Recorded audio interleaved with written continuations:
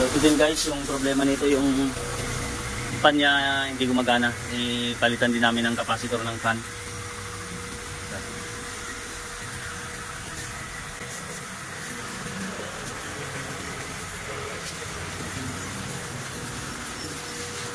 Baka mapamili pa tayo.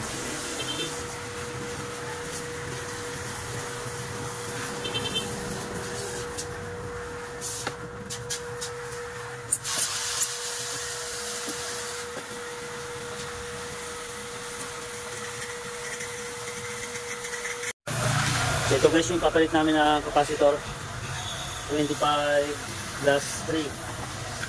Yung original niya is 25 plus 2. Okay na to, pwede na to ng plus 3. Ito na lang papalit namin.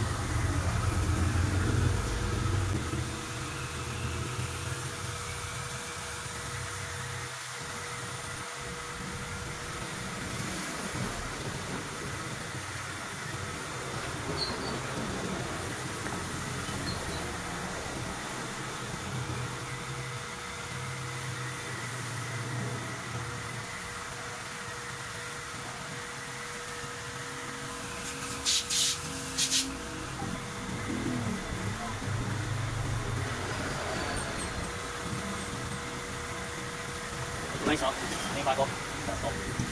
So guys, yung testing muna namin para malaman namin kung okay na yung kanya.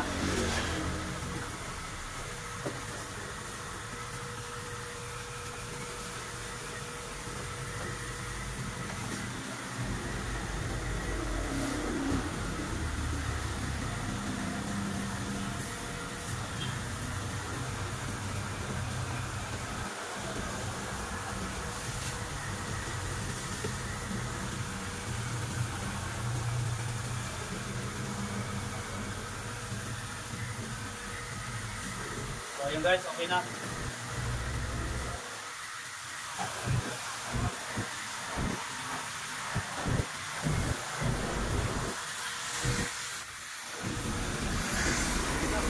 So ayan, gumana na yung pan niya. Okay na to. Diretso cleaning na rin namin to. Daming dumi oh. I-chemicals na rin namin to. Sobrang dumi. Ayan. Napakarumi ng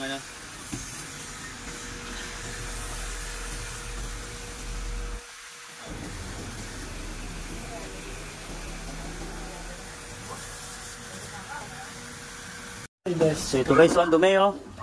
Ayan oh. Grabe.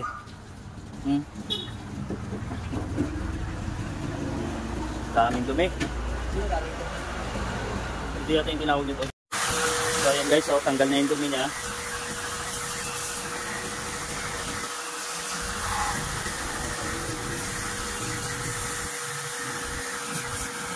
Isang taon hindi nalinis to, kaya ganun kadumi.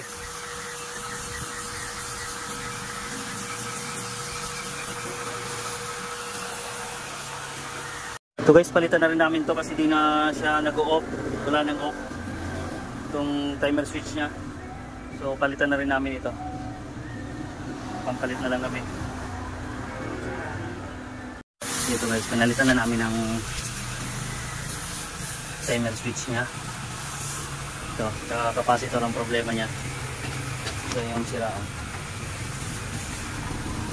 So testing na lang to. Yan ang problema, sira niya dalawa. Kanina kasi pag sinaksak automatic umaandar na siya.